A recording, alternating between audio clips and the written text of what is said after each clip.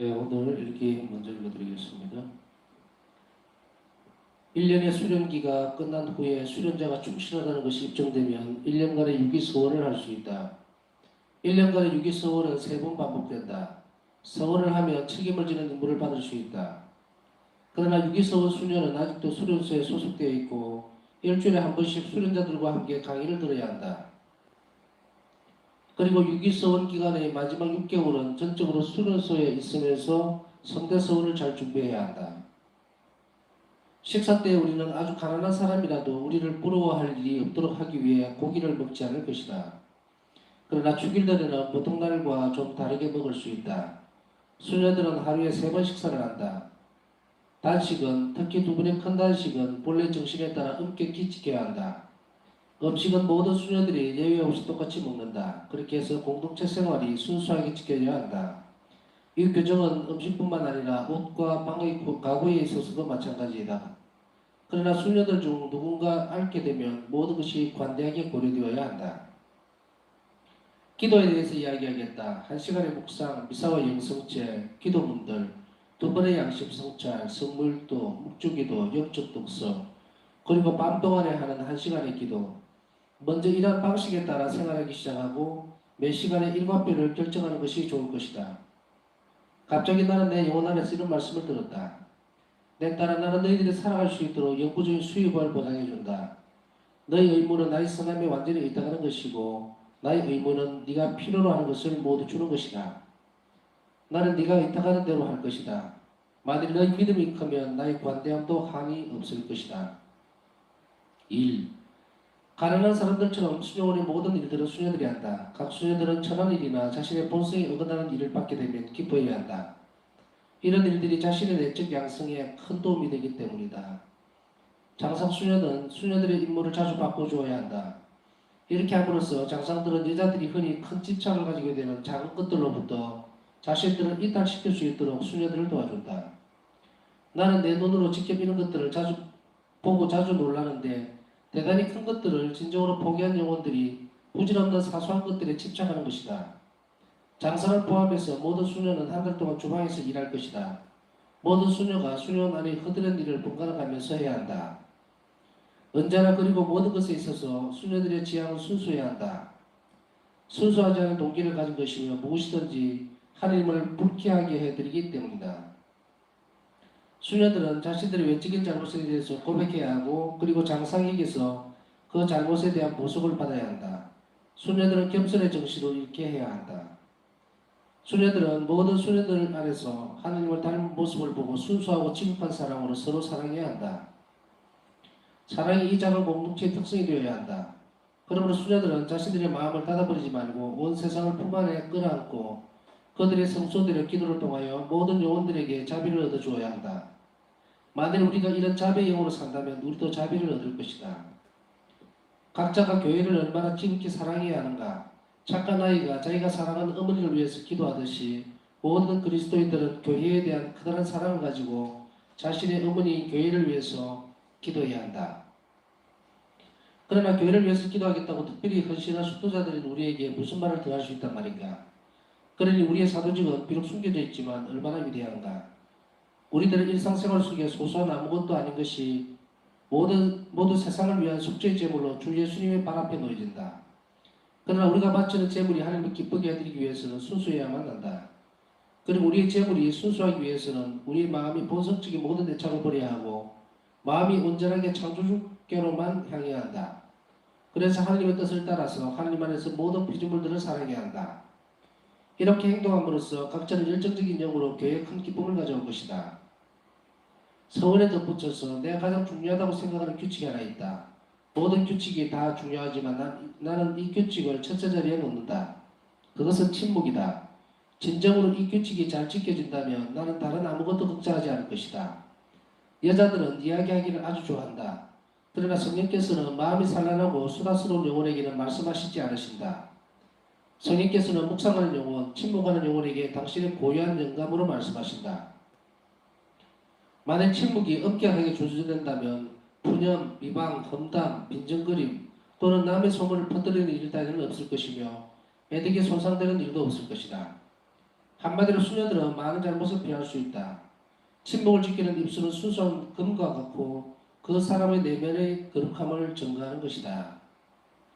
나는 이제 둘째로 중요한 규칙을 말하고 싶다. 그것은 은행이다. 말을 해야 할 때 침묵을 지키는 것은 불완전한 것일 뿐만 아니라 때로는 죄가 될 수도 있다. 그러므로 모든 수녀들은 휴식에 참여해야 한다. 장사는 아주 중요한 일이 아니면 휴식 시간을 지키지 않는 것을 허용하지 말아야 한다. 하나님의 영속에서 휴식은 즐거워야 한다. 휴식 시간은 서로를 알기 위한 기회이다. 각 수녀들은 다른 이들의 교화에 도움이 되는 것들을 아주 진솔하게 이야기해야 한다. 우월감을 가지고 말해서는 안 되고 특히 시비적으로 싸우기를 좋아하는 태도로 말하는 일은 결코 없어야 한다. 이런 행동은 완득이 길에도 맞지 않고 특히 애덕을 특징으로 삼는 우리 수도의 수도 성소와도 맞지 않는 것이기 때문이다. 하루에 2번 반 시간씩의 휴식이 있을 것이다. 그러나 어떤 수녀가 휴식 시간이 아닐 때 침묵을 깨뜨리면 그 수녀는 즉시 장상에게 가서 자신의 잘못을 고백하고 보석을 청해야 한다. 장상은 이런 잘못을 공개적인 보석으로 처벌해야 한다. 그렇게 하지 않으면 그 수녀는 주님 앞에서 스스로 이 잘못에 대한 대가를 치러야만 할 것이다. 봉쇄구역. 교장주의의 특별 허락 없이는 아무도 봉쇄구역 안으로 들어가지 못한다. 그러나 아주 특별한 경우, 예를 들면 죽음을 준비시키기 위해서 병자에게 성사를 주거나 장례 예식을 하기 위해서는 봉쇄구역 안으로 들어갈 수 있다.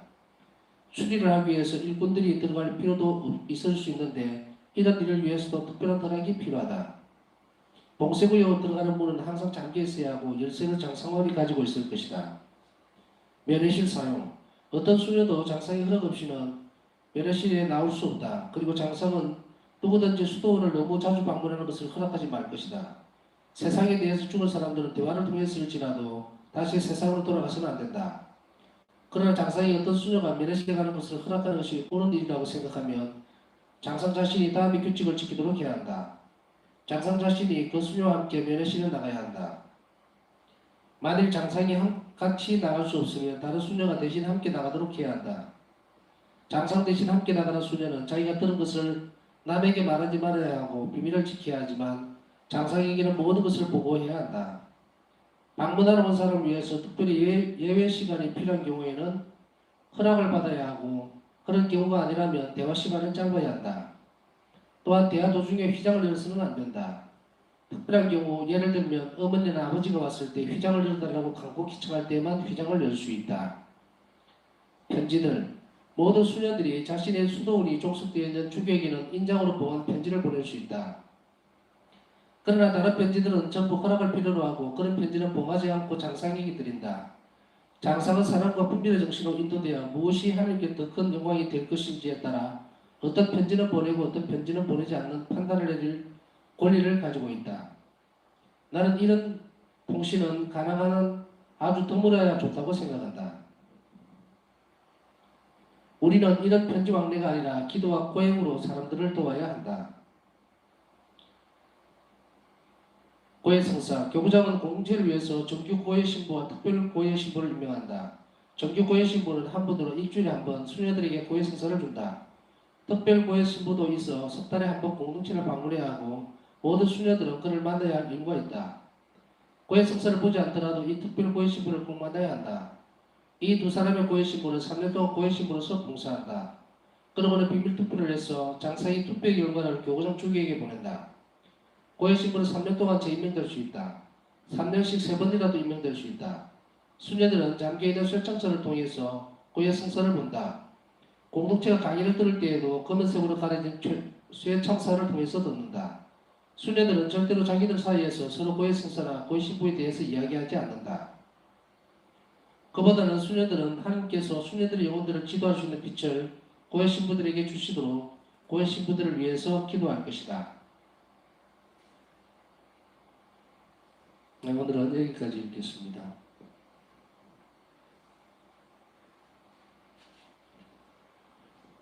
오늘 읽었던 일기는 수도원 생활에 관련된 것들이죠.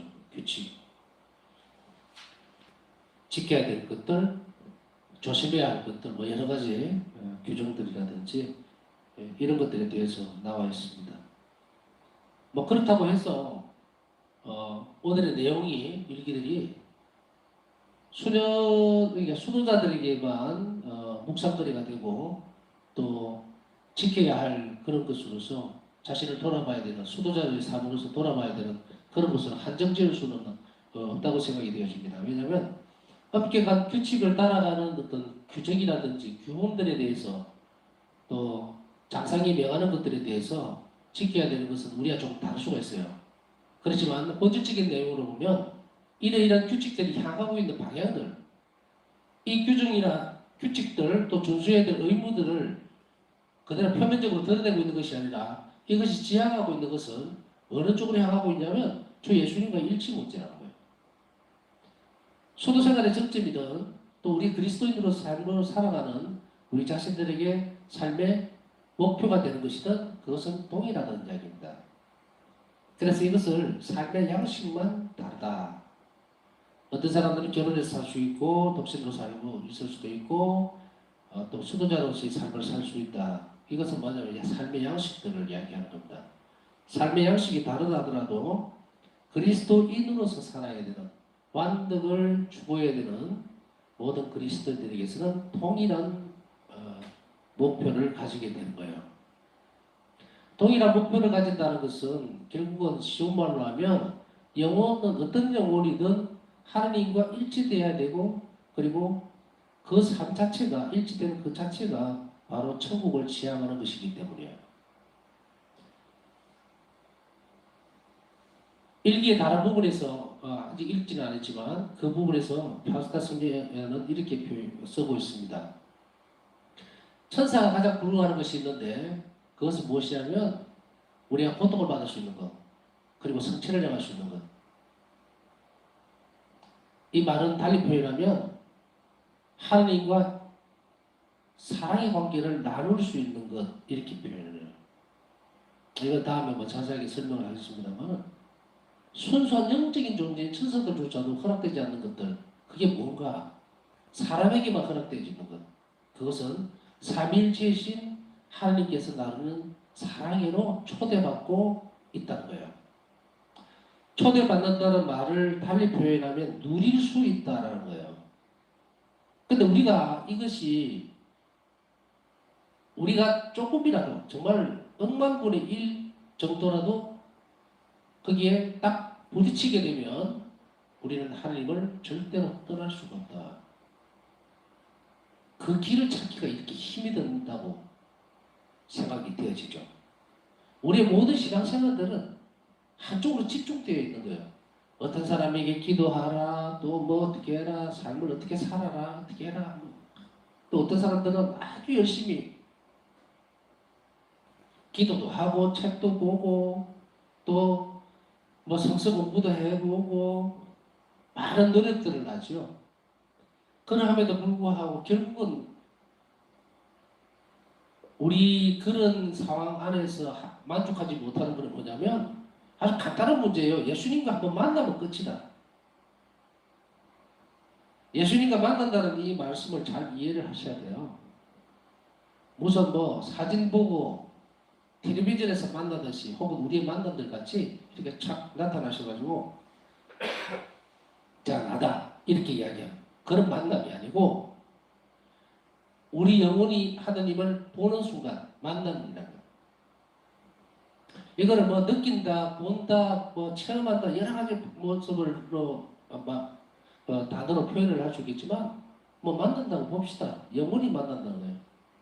영적인 만남이 정말 바람이 스쳐 지나가듯이 잠깐만 딱 지나가 버려도 그 영혼은 결코 벗어나지 못합니다. 이제 그 주변에 그걸 보고서 이제 더 나은 방향을 영혼은 따라가려고 해요. 그래서 이제 그 기도 생활이 바뀌게 되고 삶의 신앙생활의 안에 내용이 풍부해지게 됩니다. 그 풍부한 그 길들을 사람들이 찾지를 못한다는 것은 내적 생활에 대해서 계속 강조하고 있습니다만은 내적 생활을 안 하기 때문에 그런 거예요. 내적 생활이라는 것은 영적인 생활이에요. 그걸 안 해요. 외적 생활만 되어 있는 거예요. 신앙 틀이라는 게. 그래서 이 시간을 통해서 바울서 성경 일기는 완전히 어떻게 보면 두 가지를 다 충족시키고 있어요. 외적 생활과 내적 생활. 특히 더 주의를 기울여서 보여야 되는 것은 내적 생활이에요. 이 내적 생활이 외적 생활과 같이 조화를 이루게 되면 이제 예수님께서는 내 영혼 안에 사실 수가 있게 됩니다. 뭐 이런 표현들이 맞다고 딱 뭐 이야기할 수는 없겠죠. 하여간에 외적 생활이 집으로 보면 외관을 지우는 건물의 형태라 그러면은 내적 생활은 어떻게 꾸밀 것인가? 가구도 배치하고 TV도 놓고 컴퓨터는 어디에 놓고 꽃은 어디에 놓고 화분을 좀 키울까? 이러면 더 좋겠지? 편안하겠지? 이렇게 만들어가는 과정. 그래서 이 내적 생활과 외적 생활을 동시에 같이 움직이도록 해야 돼요. 특별히 이 성시간은 우리 내적 생활을 알아가는 과정. 그리고 주님 앞에 서 있는 인간의 내적인 태도, 그것을 계속해서 드러내고 일치시키려고 하는 노력들이 필요하다는 거예요. 이것이 없이는 그냥 말 그대로 속빈 강정입니다. 텅 비어 있어요.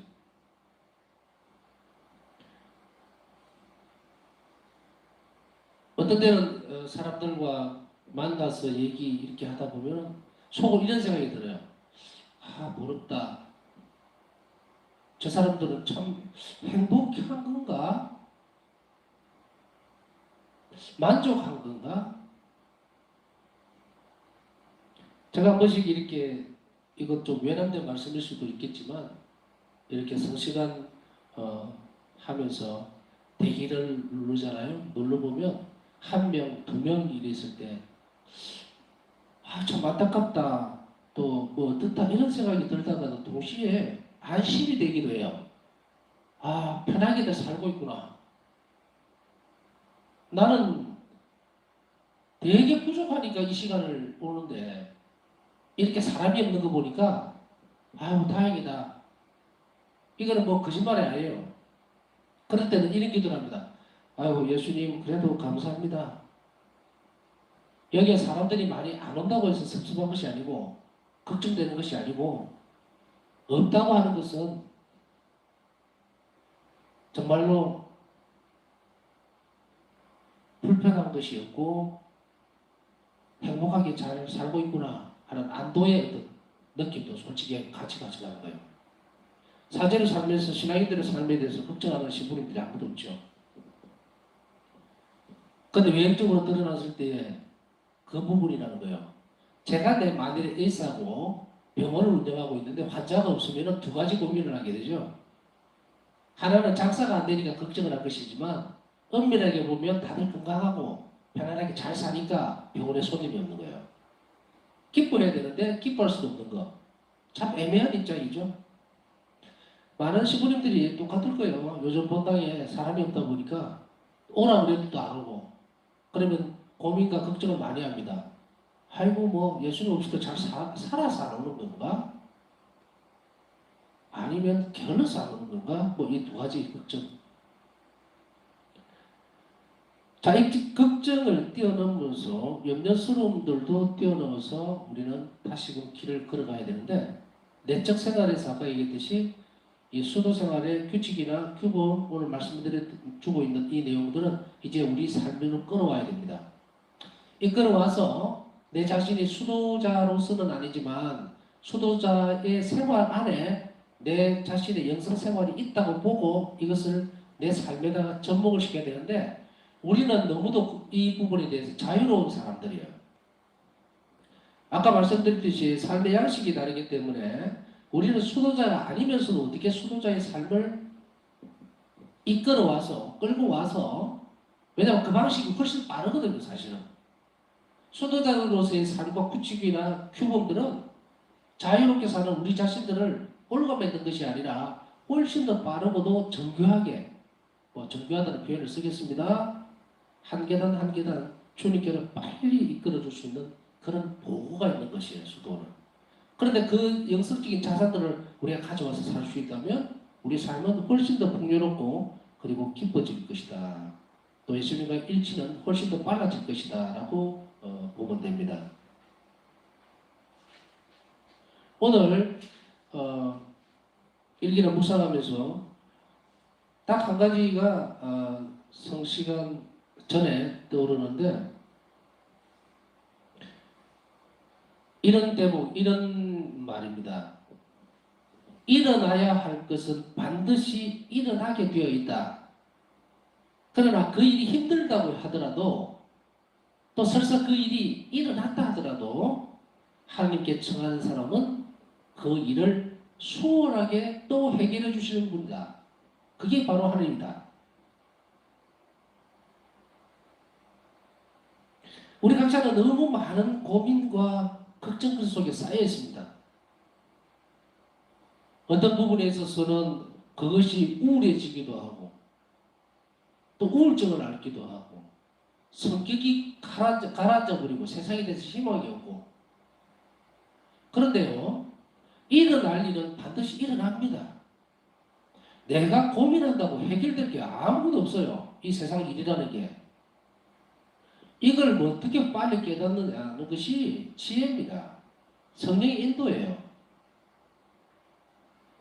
포기하고 돌아서서 예수님께 빨리 가는 게 빨라요. 우리는 이것을 충분히 알면서도 왜 실천을 못할까? 우리가 구약 성경에 보면은 쭉 GS나 집필서의 내용 안에서도 보여주고 시편에서도 보여주지만 우리가 걱정한다고 해서 1분 1초라도 내 생명을 연장할 수 있느냐라는 말씀을 들으면서도 못 깨닫는다. 우리는 훌쩍 건너뛰어서 이 부분에 대해서 정말 오늘뿐 아니고 매번의 성시간 전에도 쭉 얘기했죠.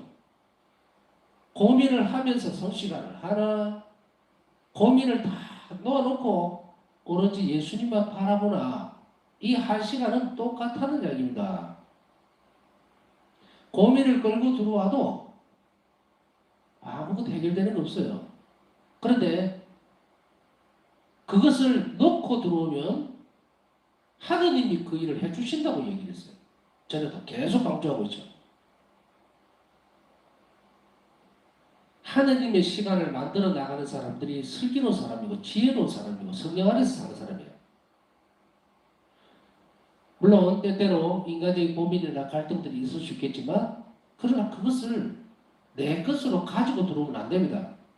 자, 오늘 첫 번째 묵상해 봐야 될 것은 나는 내 고민이나 걱정거리나 근심거리들이 내 영혼을 침범할 수 있을 정도로 깊숙하게 가지고 들어오고 있는 것인가. 이것 때문에 밥도 못 먹고 잠도 못 자고 생각도 안 되고 사람들하고 어울리지도 못하고 그런 지경에 이르러 있는 것인가. 영적 진단을 확실하게 해야 됩니다. 만일에 계속 그런 상태가 되고 약을 안 먹고 잠을 못 자고 또 불안해서 이거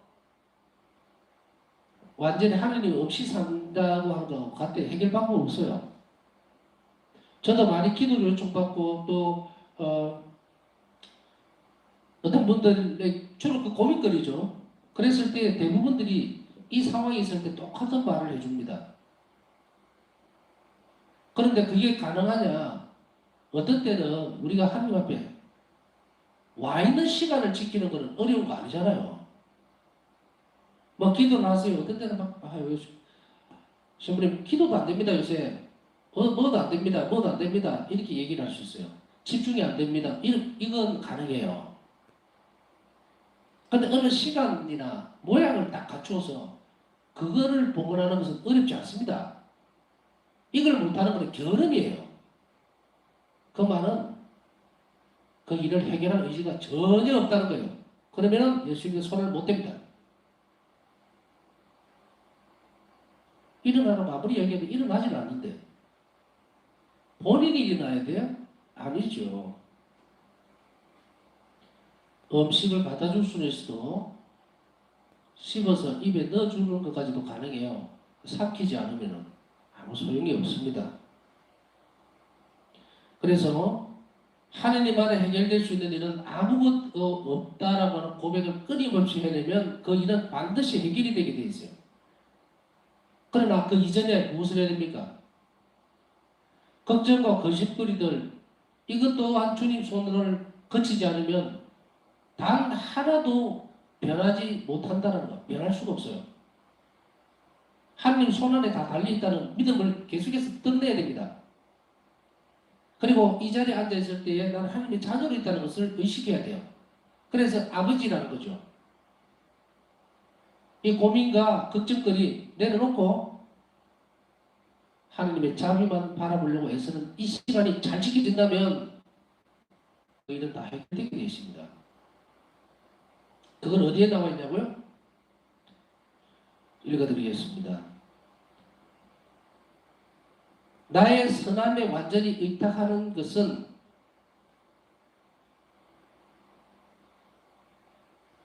이거는 이제 본인이에요. 완전히 의탁하는 것이 너의 의무고 내 의무는 예수님입니다. 네가 필요로 하는 모든 것을 주는 것이다. 답은 다 나와 있죠. 이거는 바울사 성령에게 주시는 말씀이면서 동시에 우리에게도 주는 말이에요. 똑같은 말입니다. 우리의 의무는 의탁하는 것밖에 없어요. 그러면은 주님의 의무는 정말 놀라운 단어를 쓰고 있죠. 예수님이 우리에게 무슨 의무가 있어요? 그런데 당신의 의무는 네가 필요로 하는 모든 것을 주는 것이다. 이게 첫 번째죠. 이 맥락에서 제가 말씀을 드린 거예요. 이루어질 것은 일어날 것은 일어나기 마련이고 일어나지도 않는 일에 대해서 고민하지 마라. 만일 너희 믿음이 크면 나의 관대함도 한이 없을 것이다 하고 오늘 말씀을 하고 있습니다. 그 다음에 두 번째는 우리가 이런 주님에게 의탁할 때에 그럼 어떻게 해야 될 것인가? 어제부터 아마 계속해서 이야기가 나오고 있는 것 같은데 어제도 나왔고 제가 몇 번씩 계속 강조를 하고 있어요. 짧게 말씀을 드리면 모든 지향들은 순수해야 한다. 내가 기도드리는 모든 내용들이 겸손하면서 나와야 된다. 순수해야 된다는 거예요. 순수하지 않은 동기는 하나님을 불쾌하게 해드리기 때문이다. 그럼 순수한 동기라는 것은 어떤 것입니까? 자신의 이익적인 것을 바라지 않을 때, 나에게 도움이 되지 않는 것을, 그러니까 내한테 어떤 것으로든 이득이 될 수 있는 부분들을 버릴 때, 그걸 청하지 않을 때 순수한 사랑이 되는 거예요. 그래서 제약은 항상 순수하도록 주의를 해서 하나님께 봉헌되어지도록 해야 되는데 그렇게 될수록 이제 우리 영혼은 점점 겸손해진다. 그러면 이걸 조금 더 설명을 잘하고 있습니다. 그러면 이런 순수함은 우리 재물인데 이 재물이 순수하기 위해서는 첫 번째로 모든 애착을 버려야 한다. 본성적으로 따라가는 애착. 이걸 저는 이득이라는 표현을 썼습니다.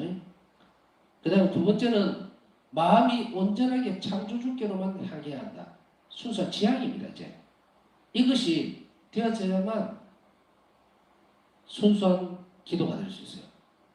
그래서 이 두 가지에 대해서 한번 상기하면서 우리 기도에 대한 것, 나는 기도를 드리면서 어떤 애착을 가지고 하고 있는 건가, 불안감에 따라서 기도하고 있는 것인가, 또 염려스러워 하고 있는 것인가, 그것은 하나님의 선함을 의심할 수도 있어요. 또 하나님의 섭리를 우리가 의심할 수도 있기 때문에 이것을 몰아내면서 기도해야 됩니다. 그 다음에 끝으로 침묵에 대한 이야기들을 계속 해왔습니다만은 한번 그냥 읽어만 드릴게요. 침묵에 대한 은총을 다시금 한번 더 청했으면 좋겠어요. 마음이 산란하고 수다스러운 영혼에게는 말씀하시지 않으신다. 성령께서는 묵상하는 영혼, 침묵하는 영혼에게 당신의 고유한 영감으로 말씀하신다.